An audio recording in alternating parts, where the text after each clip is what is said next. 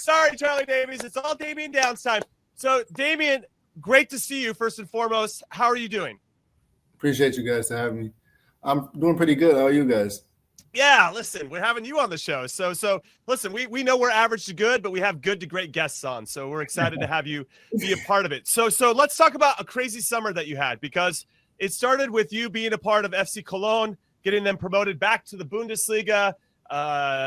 That must have been a special experience. We can get into that. Then you got called into the senior national team for the U.S. for the Gold Cup. You turned 21 on the Gold Cup final against Mexico. It's all happening. And then you make a big move to England to play for Southampton in the championship. I mean, how are you feeling? Like, where do you start with all this excitement going on in your life? Yeah, it's been a lot of busy weeks, busy months. But yeah, now settling in Southampton, I'm just trying to navigate everything that happened and trying to see what happened the last few weeks and months. Damion, let's rewind to the Gold Cup here and that experience, right? Really, your first time in with the U.S. men's national team. I doing this show over the last year and a half. Fans and people that watch the show have been clamoring to see you play. Just talk about what the Gold Cup was like, what it was like working under Mauricio Pochettino and playing in that tournament, which eventually didn't end up going the way you wanted it to. But I think most of us thought was a pretty good tournament for that team. Yeah, I mean, it was a great experience. We had a great group of guys. Staff was amazing. And, yeah, I was just happy to be there and experience my first steps in international football. And, yeah, playing under Mauricio was amazing. I think that he just has a great feeling about how to talk with players and kind of like understand players and give them the right feeling for the game. So, yeah, it was a great experience. We should say former Southampton manager Mauricio Pochettino. So there's a nice tie-in to your current club. So talk to us a little bit about why you made the move. Obviously, helping FC Köln get promoted to the Bundesliga, big deal. You could have stayed with the club, but you elected to challenge yourself here with Southampton. What was the decision-making behind that? Yeah, obviously, I mean, Southampton is a traditional club, first of all, and I think every great player would love to play in England. And obviously that's a goal for me as well.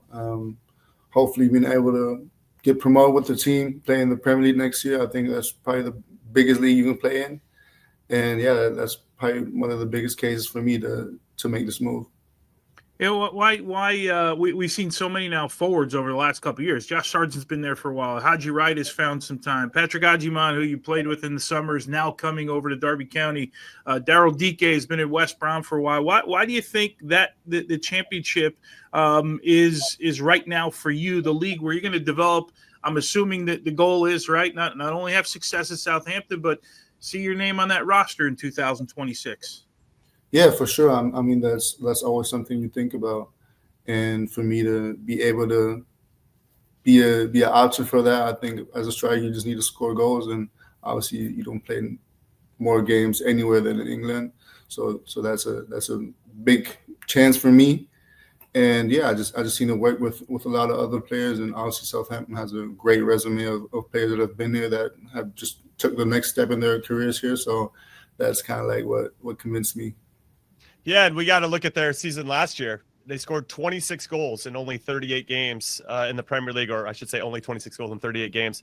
So clearly struggling to score goals. What do you think you can bring to the team? And new manager Will Steele, who's one of the best young managers in the world, what do you think you can provide to this team outside of goals? What part of your player profile do you think can really help elevate the squad?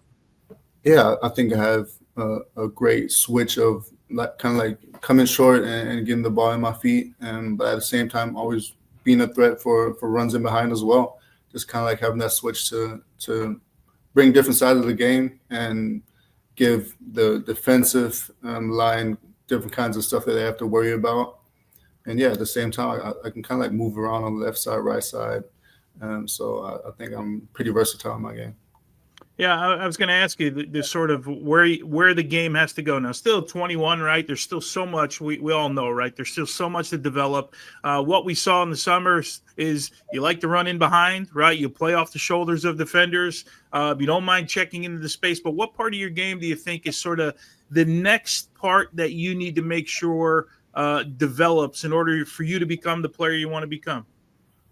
Yeah, I mean, it's not only one part. I think I'm a young player. I have a lot of stuff that I can develop on, but obviously as a young player, like kind of get used to decision making, doing the right decision, um, playing easy when you need to play easy, trying to risk something when you're allowed to risk some when the game gives it to you. Yeah, but at the same time, also like defensive shape, pressing. It's a lot of stuff that I can just work on to kind of like get my game to the next level. I love it. I there's like an art of, and Tony and I went through it as players as well, where you got to figure out how to kind of get out of your own way and play what the game is giving you. And it sounds like you're already thinking those things. So that's good news. I'm excited for you and your career overall. Now let's bring it back to FC Köln a little bit, because you blew up last year. You got a lot of minutes. You did a nice job for the club, got 10 goals and 5 assists, and you scored against Bayer Leverkusen, who are excellent, obviously in Germany over the last few years under Xabi Alonso. Which goal stood out for you where you're like, hey, this is me. This is the guy I'm going to be. I'm ready for the more responsibility. I'm ready to step up and be the guy. Was there one goal in particular where we could start to feel the shift? I think I had a lot goals that kind of like showcase who I am. But the first goal where it really started clicking, I think that was the first goal against Schalke, where I scored with the first time finish. That's kind of like where it clicked, kind of like showcase. I'm ready to be here. I'm ready to showcase what I got. Do you like as a goalkeeper, right? We always kind of people look at numbers. As a goal scorer, do you put numbers on this thing yet, or is it still too early in your career? Like I would imagine, like Lewandowski says to himself, even though he might not say it publicly, hey, I got to score 25 goals this year, right? Are you at the point where you're looking at yourself and saying, you know what, I'm a double-digit goal scorer every single year, or is it too soon for that for you? I mean, it's something that I think I could do, but at the same time, I don't want to put pressure on myself and kind of like just go at it the way it is. And I think God has a plan for me and kind of like guides me the whole season and will let me do what I'm supposed to do. All right. Well, from one JC to the one that you're referencing, I'm hoping that you get double-digit goals this upcoming season. We are too, by the way. I don't know if you know, we cover the championship here at Paramount, right? And I'm on the coverage every week, so I'm looking forward to seeing you play from match day 1 all the way through the end of the season. This could be fun. I of course I root for all the national team players that play there, but I'm excited to see you in the league. Appreciate you. Yeah, and I look forward to hopefully getting Southampton to go right back up. Obviously, you're going to have a great infrastructure. And again, I'm really excited to see how Will Still does as manager. I'm sure you're learning a lot in terms of his style and his philosophy. Yeah, for sure. All right, a couple more questions before we let you go. So you made the switch. I mean, you played for the German youth national teams as late as like the end of 2024. What was the decision to say, hey, I want to play for the U.S.? I know that you were born in Germany, but came over to Texas from till you were 9 as a baby, and then you came over here and then moved back to Germany. What was it about the pull of playing for the U.S. that stood out for you? Yeah, I mean, obviously they have a great project. They have a lot of great players in the team right now. And for me, it was always like kind of like 50-50. So I wasn't really moved to one side a bit more. But obviously I think I got a bit more love when I made the decision. And I talked to my managers, talked to my family, and we were all on the same page. So that was a decision I made then. I got to ask you, quarterfinal, I think it was against Costa Rica, right? You step up, or was semifinal? It was quarterfinal. You step up and take the penalty kick. We didn't know much about Damion Downs as a penalty kick taker, but you were as cool as you could possibly be. You buried. It was almost like, are you a penalty kick taker throughout your career? And just that moment for you, because in a lot of ways that was sort of your signature moment in the competition, or one of them. Yeah, and in the youth levels, I always took the pens. I mean, more or less, it's a gift for you as a striker. So I always love to take them. But obviously, when I came into the first team, I wasn't taking the pens because you had the older guys, more experienced guys that took the pens.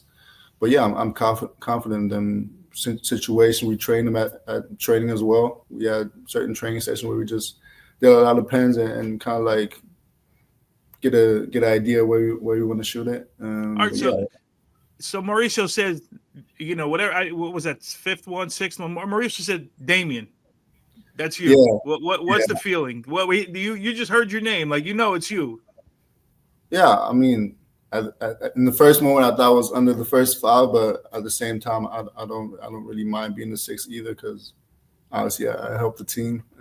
But yeah, I was happy to take the pen because I was confident in myself that I would score, and luckily it happened. Yeah, it was great, and we appreciate you. Now, both Tony and I have been a part of Gold Cup rosters in our own careers, and you're around the guys a lot. And so I was kind of wondering, who did you gravitate towards? Did you end up developing some friendships with guys you didn't really know prior to the camp, and now are going to probably remain in contact with? Yeah, for sure. I mean, I was the closest with probably Alex Freeman and Pat. So that was kind of like my group. We always did stuff together outside of the hotels and trainings and stuff. Yeah, but obviously got to. Wait. Can you reveal what you guys did outside of training? What were you guys doing? We were just going to malls because obviously we were training every day. We were just dead and just got the necessary stuff we needed for a day-to-day basis. Who's the guy in that group? If you got to go in a bunker with somebody, you got to battle your way out. Who's the one guy you're taking by your side? Who am I taking? Who's the craziest bastard on the team? That's what we're trying to figure out. One way to put it. Craziest? Like Freeman to me looks like Freeman. I don't know him. I've covered him all year. He looks like a kid you don't want to mess with. I don't know, man. He just looks like he's a great guy though. Like he doesn't act the way he looks. All right, I love that. What we have tradition here. Call it what you want. With jersey swaps. So we have our own stories. I don't know if you know who Riquelme is, but back in the day, we played against Argentina, and he told me he's not going to switch with me, which broke my heart, Damion. But so maybe you have a jersey swap of successful, or maybe one where somebody told you, "No, I'm not going to switch with you." What is your best jersey swap in your career? Till now, it was probably Gregor Kobel. After the Swiss game. Okay. That's a good one. Nice one. Yeah. And is that something you like to do? Because we had Tyler Adams on. He's like, I don't really jersey swap. But then, he went on to tell us he got N'Golo Kante, which, well, okay, he clearly liked jersey swaps. Is that something you like to do? Yeah, to now I only did it really with friends I play with the national team or at youth level. So probably something I'm gonna do more when I play a lot of bigger names, but till now I haven't done too much, to be honest. All right, you got to get Pats. Who's one you need? You got to get Pats from Westbrook. You got to get Pats. I'm gonna get Pats for sure. Yeah, Pats for sure. Nice. And yeah, hopefully I'm gonna play against Freeman one day. I'm gonna get his as well. Yeah, that'll be awesome. Well, Damion Downs, thank you so much for your time. We wish you the best of luck with Southampton, and obviously continued success with the U.S. men's national team. And we know you're going to crush it. So good luck this season. Appreciate you. Thank you guys very much. Have a good one. All right. Damion Downs, everybody.